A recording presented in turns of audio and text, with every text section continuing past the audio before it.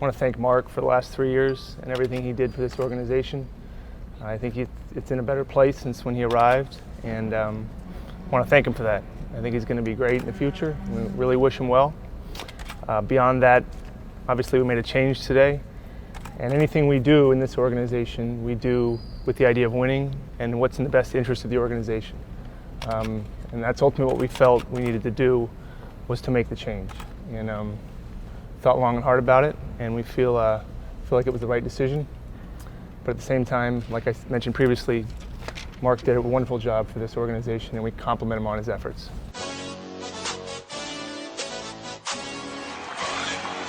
We're going to bring y'all into our huddle.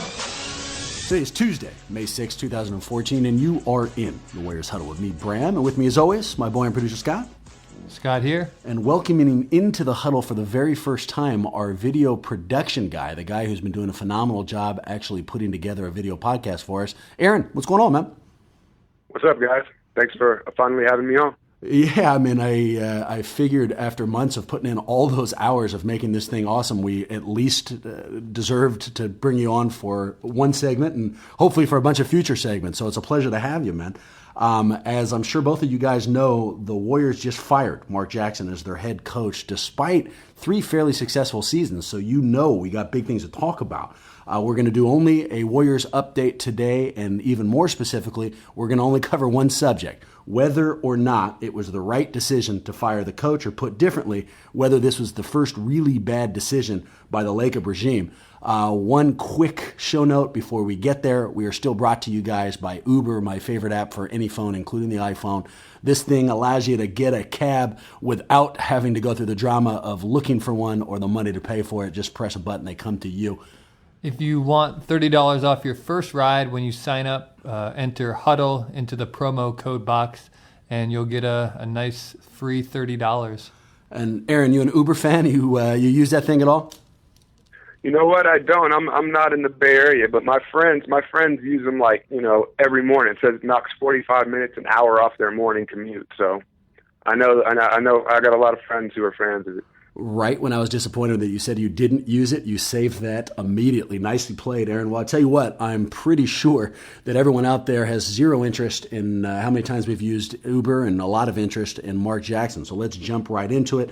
For those of us who are living underneath a rock, or Warrior fans who didn't have access to the internet today, Mark Jackson has apparently been fired. The stories I've been reading is that they called him in today. They had a meeting with he and the Warriors brass, including Lacob and Myers and presumably West, although I haven't seen that they asked Jackson whether or not he'd be okay to bring in an assistant coach who could help with the offensive play calling, and when he said no, they decided to let him go in a move that's kind of been telegraphed for months. Were you guys surprised to hear this at all? I wasn't. I think the writing's been on the wall, and I think Lacob and company actually. I think before the playoffs, they decided they didn't like this guy, and they were, kind of goes back to your guys' theory with what was the assistant that got fired? Ehrman. Ehrman. Yeah, which one? They went through a couple of them, but yeah, Ehrman was the most recent. Yeah, Ehrman in the spying. I wouldn't be surprised if it was Lacob, and I think for whatever reason, the slick talking preacher rubbed him wrong, and he, it was a done deal. I don't think there's anything other, anything less than making a run to the finals. He was done. Yeah. I mean, the fact that it happened so quickly, I think, says a lot. They did not waste their time on this, which to me says they had this decision already made and were ready to lay it down whenever they got out of the playoffs. I was surprised just by the timing of it. I was hoping more than anything that they would give themselves enough time to talk to Steph, talk to all the big players involved in this decision, mainly really Steph Curry, the franchise cornerstone. And the idea that they came out with this, 2 days after the season ended, makes me a little bit afraid that they jumped into it. Now, the idea that they actually let him go, man, that doesn't surprise me at all. We have already been hearing coaching replacements, for the last at least 3 weeks. Steve Kerr's name's been floating out there. Fred Hoiberg's name's been floating out there. Generally speaking, you don't hear rumors like this unless they've been leaked by somebody. And the idea that they leaked it means that they've been considering this for a damn long time. But I tell you what, let me help organize our thoughts.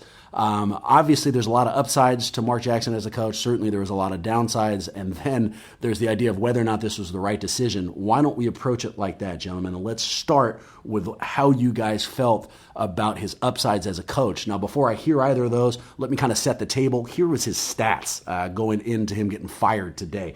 He went 23-43 in the first year, and it was a team with no talent, so they absolutely could not blame him for that record. Then went 47-35 last year, and finally 51-31 this year. And he also had some kind of farther-reaching stats. He took the Warriors to consecutive winning seasons for the first time since 2006 through 2008, rather. The first time for playoff consecutive appearances for the first time since 1990 and 1992. And perhaps most importantly, the first time they had more than 45 win seasons for the first time since 1975 through 1977. Now, we've been through a pretty dark time as Warrior fans, so some of these have more to do with how poor they've been playing leading up to this. But it's going to be hard to say that he didn't achieve something here. Now, that is a backdrop. What do you guys think? Did he have upsides as a coach? I like Mark. Obviously, he's a player's coach, and I think when you look at the development of Draymond and Clay in particular, he kind of gave them as long as a rope as they needed to develop their confidence and polish their game. So I think that I like how he could develop a young team, young players, and nurture their talent as they grow. I just think once the talent is there, I think for the most part he's a product of his environment, and it was the roster turned over. It wasn't Mark turning our roster into something special. Do you think, because I couldn't agree with you more, Draymond specifically got way better between year one and year two. I mean, Jesus, he hit, 5 3-pointers that almost helped us win that Game 7 just this past weekend. Do you attribute that to Jackson? That wasn't just player growth? I mean, put it a different way. If Draymond was under another coach, do you think he would have been able to show this same kind of growth, or do we give that specifically to Mark?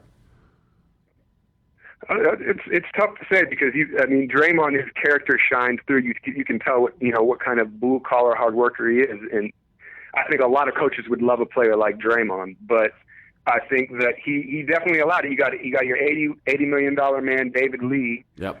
And we have an expensive starting 5. So for him to, and obviously the Bogut injury and different things allowed him more minutes, but he definitely gave him the green light to shoot the 3. I mean, honestly, sure. let's be honest. The first year of Draymond Green shooting 3s was brutal. It was like, oh, no, don't take that.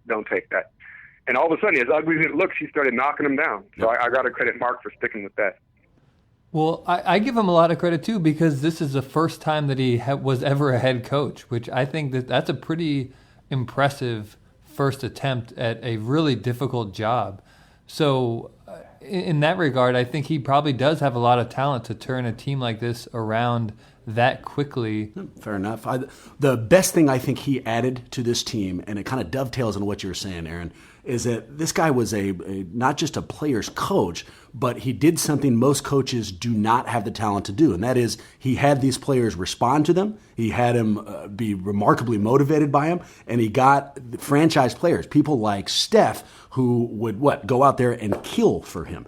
In a lot of ways, that was Phil Jackson's main trait. We have seen coaches who are phenomenal with X's and O's, but couldn't get a locker room to respond to him. That is something that Jackson was able to do right from the jump. Right even during that first year, we saw that they loved playing for him, and they loved all of his rhetoric and all of the us against them that he was able to throw out there. That's some fairly impressive stuff, No, I agree. I guess the question is our, Myers and Lacob, they assembled a high character roster. And so how much of that is Mark, them buying, and, Mark is this great motivator, but I think I think that this team's going to play hard for most anybody. I mean, it's remained to be seen, but they definitely bought in, but they were a young team of high character guys. So I think it made his job easier in doing that, but there's no doubt that he did it. He did it. They came out and they played hard every night. So I mean, that's definitely an asset. He was speaking to veterans, too. I mean, you're right. Steph would have listened to anybody. He listened to Don Nelson, who's been accused of a lot of great things, but amazing motivation is not one of them. But they also brought in someone like Jermaine O'Neal, a hardcore veteran who has heard everything at this stage. And by the end of this year, it sounded like he'd be willing to kill his mother if Mark Jackson asked him to do it. So, I mean, that is absolutely a trait for him. Also, look at Game 7. They lost it, and it was a frustrating loss at that. But that team came out there and gave him everything they had for him. Even more to the point, when Bogut went down, and a lot of other teams would have folded it up, knowing that they no longer had their tough and emotional center, these guys banded together and absolutely believe that they can win. A lot of that's got to come from Jackson. Yeah, and you saw it last year, too, in the playoffs when David Lee went down. He brought them together and weathered that adversity, too. So I think I'm pretty saddened to see Mark Jackson go so quickly. I don't know if I'm saddened, but I will say that his motivational skills weren't the only upside. The other thing is that he made this place a pseudo-free agent destination. People wanted to play for him. I mean, just look at last year's offseason. Iguodala decided that he wanted to play here. I think a huge portion of that was Coach Jackson. I've already mentioned Jermaine O'Neal. He not only chose this destination, but went out of his way to say, look, if I'm going to come back next year, the main reason I'm going to come back is for Jackson. And then even look at the people we didn't get. They made a huge play at Dwight Howard. Now he didn't end up here. He ended up in Houston. But when that was going back and forth, one of the principal reasons Howard was considering Golden State is because he liked Jackson. After years and years of burger coaches that nobody wanted to play for, we had a guy who not only motivated his guys, but motivated people from other teams to want to join us. That's an upside, man. I agree. That's a good point, because I don't think I considered him as part of the free agent lure of coming to the team. But that's a valid point. I know that the religion thing plays different on different types of guys. Like right. He obviously probably doesn't attract the J.R. Smith type of player, but a Jermaine O'Neal, a Dwight Howard, and no, it's definitely a key point, and that's where there's Lacob swinging for the fences here, but that's why we move on to, or you look at who. It really depends on who replaces him in order for me to judge the move. I think that's a phenomenal call. In fact, anybody who is judging it now, it's kind of like judging a movie before you've seen its end. If they come back and they get Thibodeau, this is a phenomenal move. If they come back and they hire, me or Scott, it was a terrible move. So we do need to see that. Also, I hadn't really thought about it. I mean, you mentioned J.R. Smith as more of a joke, but it's possible that the religious angle could be as much as a barrier as it could be a reason for people to come. I mean, do you think that there are players out there who wouldn't want to deal with his religious approach, or do you think it's only an upside? Yeah, I think you have a player in Andrew Bogut right there. Sure. I think he never got on board with the religion stuff, and I think there was always a bit of tension between him and Jackson about that. Huh. Yeah, sure. Another thing that I thought he was phenomenal at, and he deserves a large portion of the credit, if not all of it, is he changed our defensive culture. I have been rooting for the Warriors my entire life, and it is cliche to say they were a terrible defensive team. I mean, they were awful. We watched people like Mike Dunleavy or Vonteego Cummings or this huge series of terrible defensive players come in and out of here. In 3 years, Jackson changed that. I mean, this year I think we were a top 3 defensive team. Last year we were like a top 10 defensive team. Every new coach we've had come in here, they say, look, first thing I'm going to do is make defense the first priority. None of them were able to do it. Jackson was. He deserves credit for that, and he deserves a lot of it. Defense, you hear that the cliche of it's about effort and this and that, and you can only run with the horses that you're given. So I think the the trade of Monte for Bogut went a long way. Yeah, that's fair.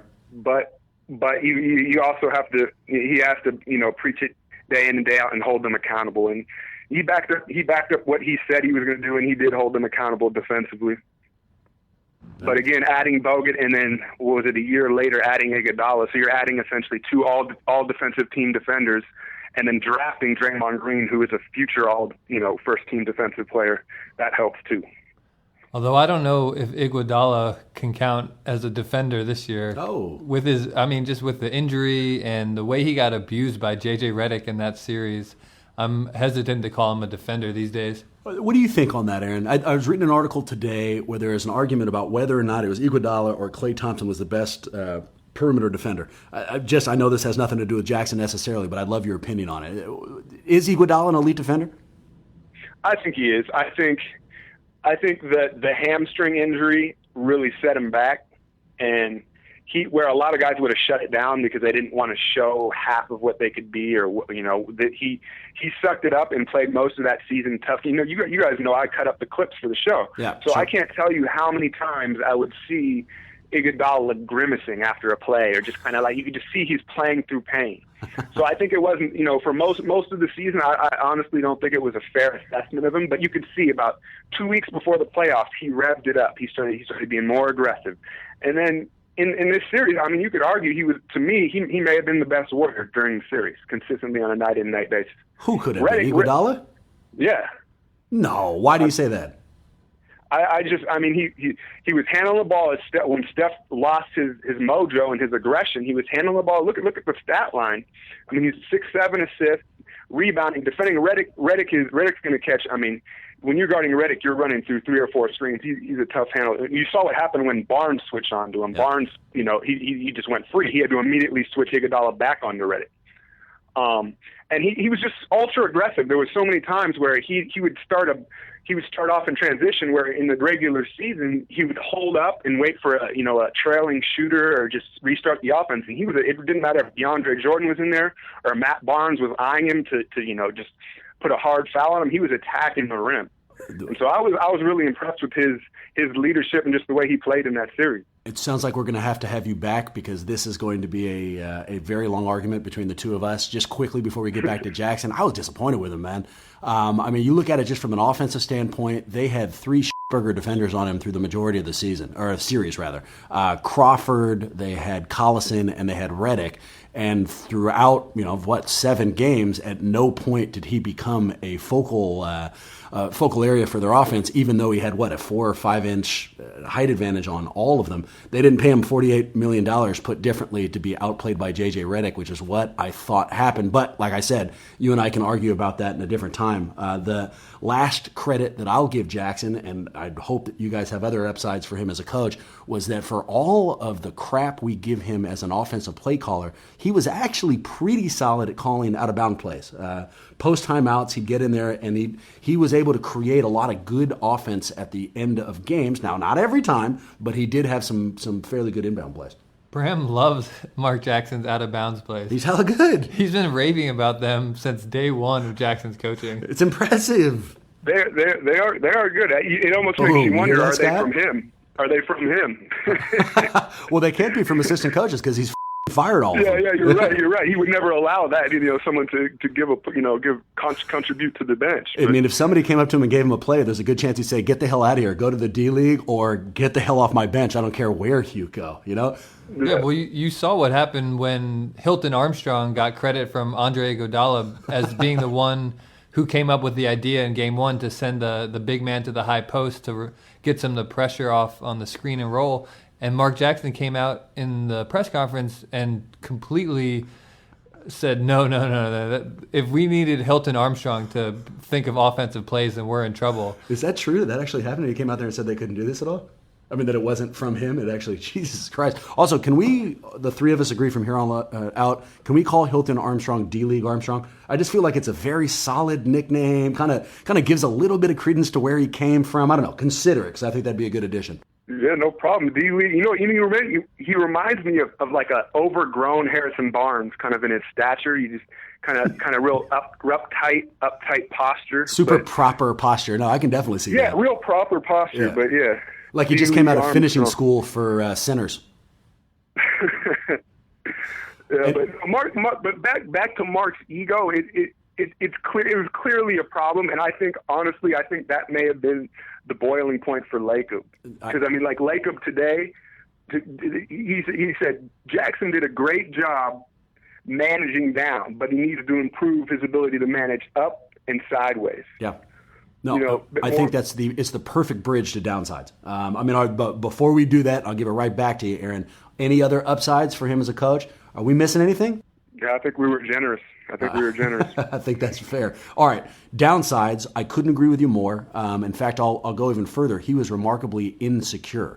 What I said before, I mean that if you have got a coach who is a motivational guy who has the ear of the team and can motivate both the franchise players and the D-League players, then you're fine as long as you have an assistant coach who can pick up the X's and O's. And we've talked about this before. I've used Phil Jackson as an example. It was Tex Winters who gave him the triangle. It was Phil Jackson who motivated people like Kobe and Jordan and Shaq and all the other luminary players that were underneath him. The problem with Jackson is that he showed time and time and time again that he wasn't willing to do that. Mike Malone got credit for their defense last year, so they stopped talking for months, apparently. Brian Scalabrine didn't like the way that he handled the team, so he got sent down to the D-League. Jerry West apparently posed some kind of a threat, and Jerry West wasn't allowed into practices. Ehrman was talking behind his back, and he made him so goddamn paranoid that Ehrman had to tape every conversation while they moved his parking space, apparently. So if you've got a situation where they actually came to Jackson today and said, look, you need an assistant coach who can help you with X's and O's, and he said no, that's a problem, man. Of course you got to let him go. I agree. And I think that, like I said before, I think this was preconceived. It wasn't like they just made an irrational decision. They knew that this was coming, and I think that it was almost a fake offer because they knew the answer was no. Just judging from his personality. But it's clearly a problem. And it's not just the insecurity, which I think is spot on, but it's a lack of, innovation in my mind. I was all on board with Jackson really until this playoff series when I just feel like he was completely out-coached by Doc Rivers. And the biggest benefit to a coach to me is their ability to adjust. And he did not have that ability. He just wanted to stick with the game plan no matter what. And didn't show any innovation to me, any creative thinking. And I think that's a big downside by Jackson. I agree with that. And before I chase that down, let me just add one last thought to the insecurity. I think the best coaches have such faith in themselves that they can take any advice or any take from anybody else, not feel threatened by it. Maybe they use it, maybe they don't, but they move right on. You're not going to tell me that someone like Larry Bird, when he was coaching the Pacers, if White Mamba Scalabrine had come up and said, look, I want you to change this, that Bird would have been like, get the hell out of here. He would have said that. That's great. I'll consider using it, and then send his ass back. So again, I think that really was a giant problem sign. Now, what you're saying, Scotty, I think is the biggest criticism we have heard of Jackson. Not just his lack of innovation, but his complete inability, at least in my mind, to call offensive sets. When the playoffs slowed down and we needed an offense that didn't just require movement, that didn't just require players who knew how to play with one another and pass and screen away, we did not have any calls. It seemed like all we ever went to was ISO in the post with either Clay or Harrison Barnes.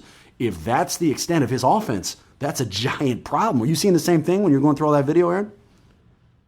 Oh, I agree. And you know what? It's funny because it's almost like I question, does he know that he knows possibly, an adjustment to make, but it's almost there's that huge ego again of where I think he knows maybe what the right move possibly is, but he's like, no, we're not going to change. We are who we are. This is Warrior basketball, and this is what we do. So I'm not sure if it's an ego thing or an ignorance or, just a blend of both. Yep. But either way, you can't have it. How can you have such a talented offensive core and then have problems scoring the basketball? To me, with a team as talented as they are offensively, it shouldn't seem like putting the ball in the basket is a problem. You have, obviously, Curry, Klay Thompson, two of the best shooters out there. David Lee, I don't know what happened to him. The guy used to be automatic on the 20 points, and that just stopped. Iguodala, I don't think, was used very well either. Sure. Let me run something by you guys. And I had this conversation with somebody off the air, and I want to put it on.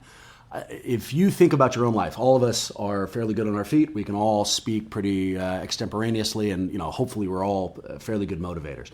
A good speaker, a good motivator can talk about anything generally. Let me give you a stupid example. If you bring up a TV show that I know a little bit about, but I haven't watched specific episodes, I can talk themes with you guys. I can keep the conversation going. I can make it somewhat relevant, and I can seem like I know what the hell I'm saying.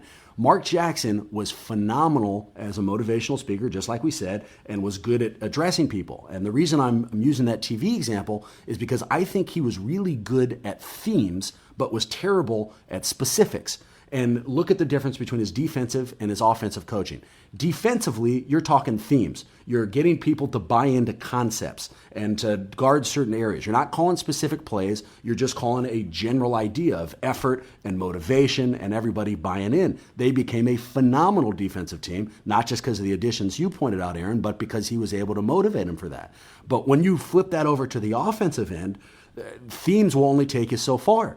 You know, he was able to give them concepts, keep the ball moving, pass and screen away, like I said. But when it came to very specific plays, he did not have them. And I think that has a lot to do with his personality as well as his lack of preparation. Unless they were out of bounds plays, in which case Bram thinks he's the best ever. Amazing out of bounds plays, undoubtedly. But what do you think about that whole theme versus specific stuff? Am I on the money in that? Am I stretching a little bit? No, I think you're right on the money. I think he's his slick tongue got him the job, yep. And that's also what got him fired, because he, Lacob and these guys he's like the equivalent of a punchline rapper. And you watch those mic'd up sessions, when there's a timeout, and it was just one punchline after another. Right. And it gets you fired up. It gets everybody. It works great. But when things, like you said, when things slow down, You need something like, and Phil Jackson, he says the triangle, why he loves the system so much is because when a player gets exhausted physically or mentally, they need a system to fall back on. And You saw Steph needing something to fall back on, and there was nothing there. You saw the same thing happen to Houston, really, in their first series. All they do is get up and down and shoot threes. And when it slowed down, that wasn't there anymore. Yeah, and they just gave it to Howard and asked him to do something with his back to the basket the exact same way they did with Klay Thompson or with Harrison Barnes in this series, man. The other thing I want to house him for is the substitution patterns. Now, he got away, generally speaking, from the whole hockey sub thing where he'd put in all 5 subs and bring out all 5 starters. But we did see that enough during the year where it drove me crazy. And there was a couple of times during this Clipper series where he would let the second unit stand for extended periods of time. We would be, we'd give up a 2-point lead, now be facing a 7-point deficit. It was like he was saving the starters for something. This is when we need them. What the hell are you saving their legs for? So, I mean, I question the substitution stuff too. That was my biggest pet peeve. Really was if a team's you're up 15 and the starters are on the bench. When a team cuts it to 5 or 6, that's when you make the timeout and the subs. He lets them come all the way back and then inserts the starters, and it was mind blowing. Well, the hockey substitutions has not worked since the late 80s, early 90s Georgetown Hoya teams, when you Jesus. That's when they had a system of guys where they just wanted to keep rotating in pretty much the same 5 players. Like John Thompson would just recruit these guys who were so similar and then run these aggressive presses the entire game. You just wanted fresh legs. Other than that, there's a reason why no other coach has used it since. It doesn't work. I respect the background knowledge right there, man. I know nothing about those Georgetown teams, but I'm sure they did exactly that. I'd like to give you crap about it, but I don't have the background information to do it, Well, you should have grown up in D.C., which need I mention the Wiz in the second round? No, you need not mention it. And how was Thompson on inbound plays? Was he as good as Jackson? Or because I'd like to get to the bottom of that. He was great. Not as good as an announcer as Mark Jackson was. John Thompson will put you to sleep. He's a little boring. Another thing I'll give crap to Jackson about. Generally speaking, I like calm demeanors on the sidelines. We've seen it from a lot of our favorite coaches. It kind of shows that they're above the game and they're always keeping their eye on what's important. But Jackson was like a Weekend at Bernie's corpse on the sidelines. He didn't get more than 1 technical over a 3-year stretch. Now, that slightly frustrated me during the regular season. But during this last series, when the officiating was as bad as anything I've ever seen, and his franchise player, his star, the main reason why we'd have a shot against the Clippers, Steph, was just getting mauled, was getting molested. Every time he went to the court, he was not getting any calls. Jackson didn't do and that I did not support. There are times when you need to know to get fired up, get that technical, get ejected, get your guys, ready to get behind you. Never happened. And that was not okay for me. Yeah, the preacher was too cool for school, basically. And it sometimes, sometimes when when you're trying to act like everything is all right and it's not, it shows even worse. And I don't know if his players could pick up on that. But, yeah, he tried to never seem frazzled or pumped up emotionally. But sometimes I agree you've got to show that when like, for instance, when that play, Big Baby on Jermaine O'Neal, when he shoulder charged him, I thought he blew his knee out. I mean, that was appalling. And Mark just stood out. They didn't even call a flagrant. They're calling flagrants on Draymond for just hard fouls. Yeah, and they don't even call a foul. And if I'm Mark Jackson, not only am I going berserk then, but in the press conference, I'm saying the NBA needs to review that play. That needs to be upgraded from a common foul to a flagrant. That was dirty. There's no place for that in our game. That needs to be upgraded from a regular foul to common assault. Big Baby should be in jail for that crap, man. There's a word for what he did. It's called a chop block. And in the world's most violent sport, it's illegal. Of course it's a flagrant. And I had forgotten all about that since we've been a couple of games. Now you guys have got me all fired up. I could not stand that, and it was one of multiple reasons that I really missed Bogut. Right after that happened, I was hoping for like a WWF type of situation where suddenly we hear Bogut's music and he comes running out from the back and slaps Big Baby with a chair to his face. But, unfortunately that didn't happen. It would have been phenomenal if it did. Here's a random question on the Jackson thing. There's been, obviously this kind of nasty culture leading up to today where they've been questioning his job. We found all about the Ehrman thing. We knew that Scalabrine got kicked down to the D-League. I mean, all of this kind of open news. Who do we blame for that? Jackson, obviously his insecurity falls in his own lap, but is Lacob and the front office to blame at all here? I mean, can we start throwing some dispersions at them? No, I think that, you could. I think he gave him free control as you give any coach. I guess Doc Rivers and some guys have like full control as general manager and / coach, but I think that he was just giving him his due space as a coach. So sure. Other than the hiring itself, I don't think you can place this other stuff on him. On Lacob at all, or on Jackson? On Lacob. Yeah. Do you agree with that, Scott? No, I think, and I listened this week, Bill Simmons had a podcast with Rick Bucher, and they discussed Lacob, and I really agree with them. Their basic take was, this guy is too involved right now, and he needs to take a step back and learn to trust people and trust the people he brings in who actually know a lot more about basketball than he does. And I understand why he is so involved right now. If I paid that much money for something, I'd want my hands all over it. But he needs to, in my mind, just take it easy a little bit and bring in people who he has faith in and then step back. I blame Lacob a little bit. If we can tell that Jackson is insecure just from reading these stories, there's no way that Lacob didn't pick up that personality trait and all the one-on-one time they spent with one another over the last 3 years. Probably something he picked up in the first year. If he did, and they still leaked some of these possible new coaches, and they still leaked the information about Ehrman, and they still told us about Scalabrine, how did they expect him to react? I mean, they knew that the guy was insecure, and they're giving him reasons to be further insecure. That is not the recipe for success in any way. So, that doesn't necessarily mean they didn't make the right decision, but just like Scott's saying, they might want to consider keeping their hands off of this and letting the basketball guys make the basketball decisions.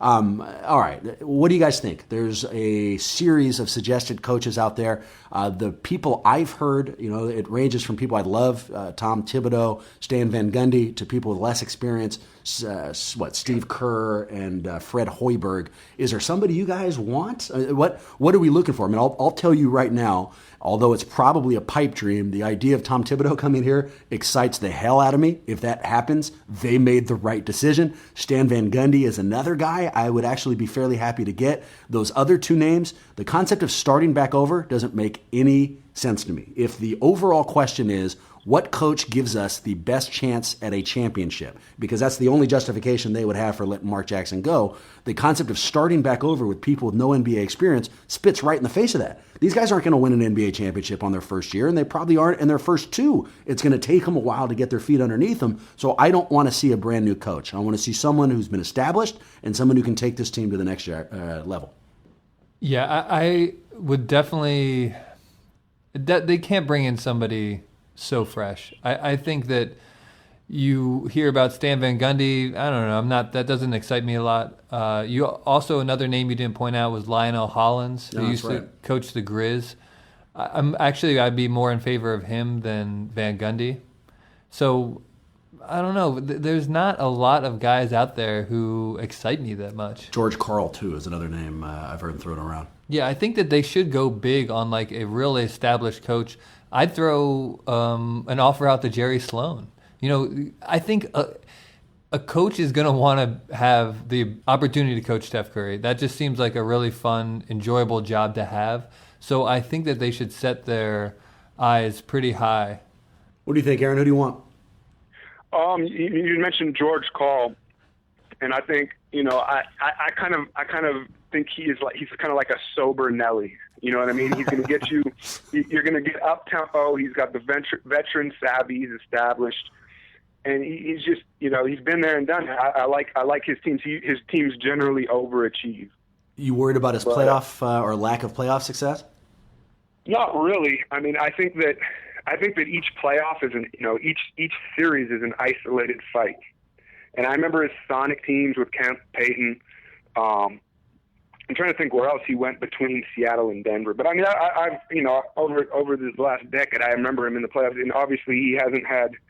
And that is true. But Mark, you could argue that Mark outcoached him last year, I guess, in that series. And he has one more playoff series win, right?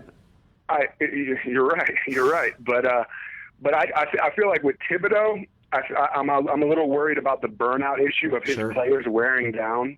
And it was funny because I was watching your Wiz guy eliminate them, and Heinrich had fouled out. I don't know, it was Game 6, the closeout game.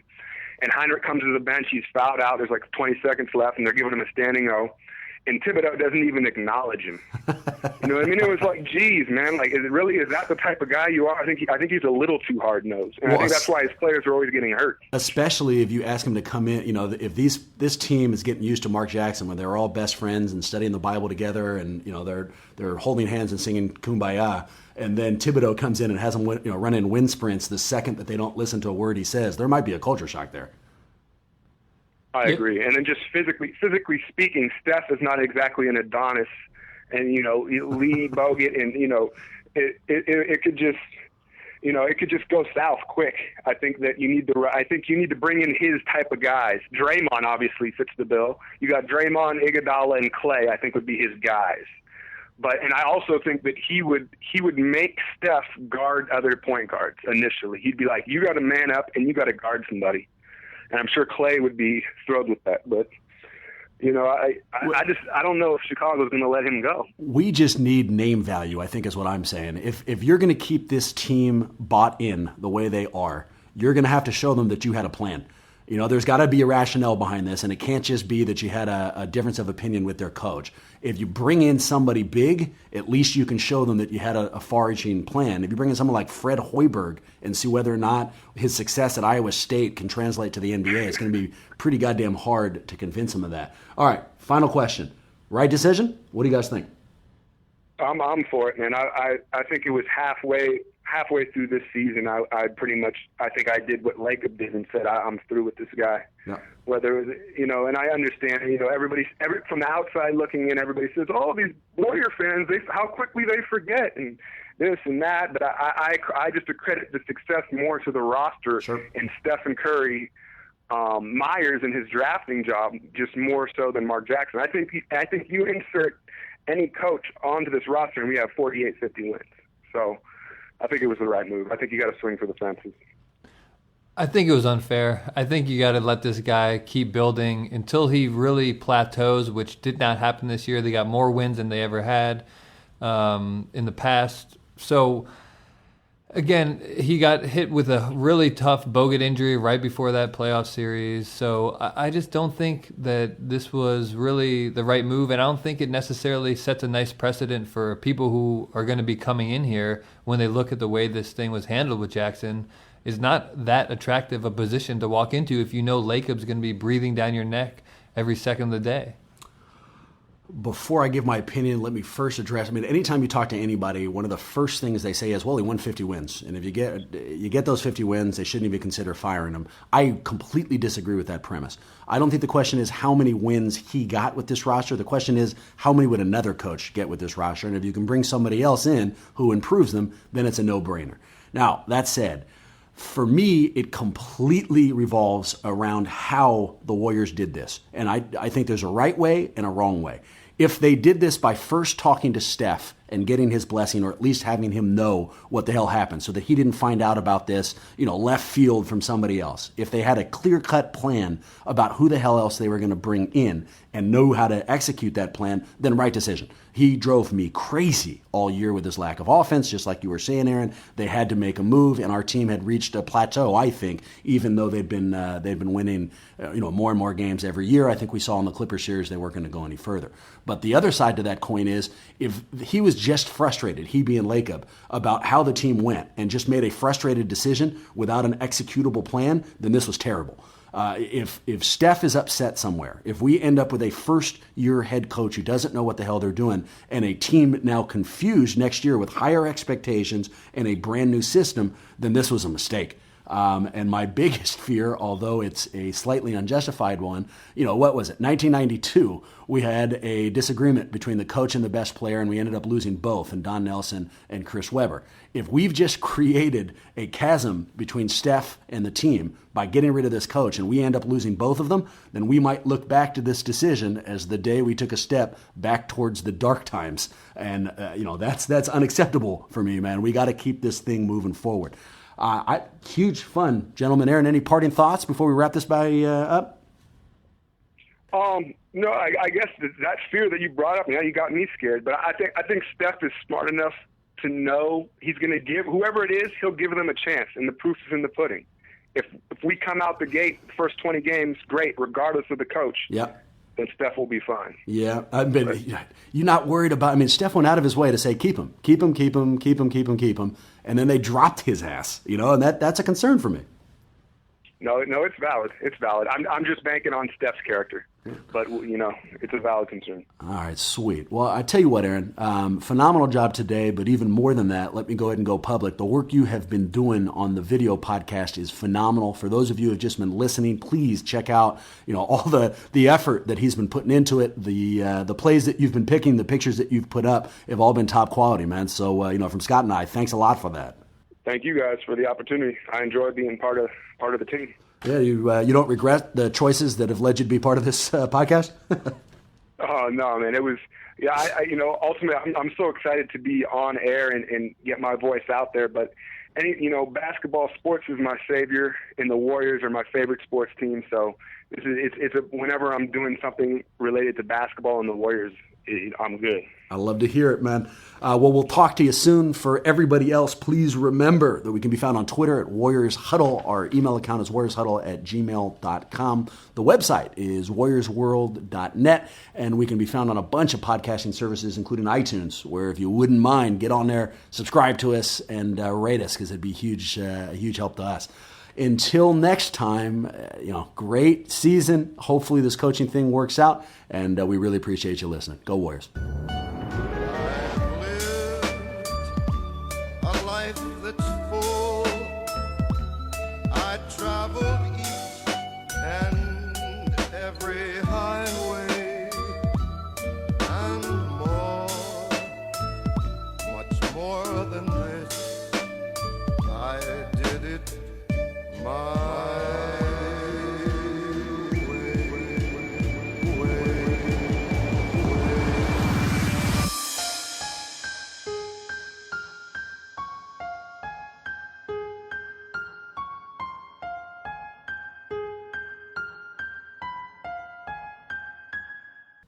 Good.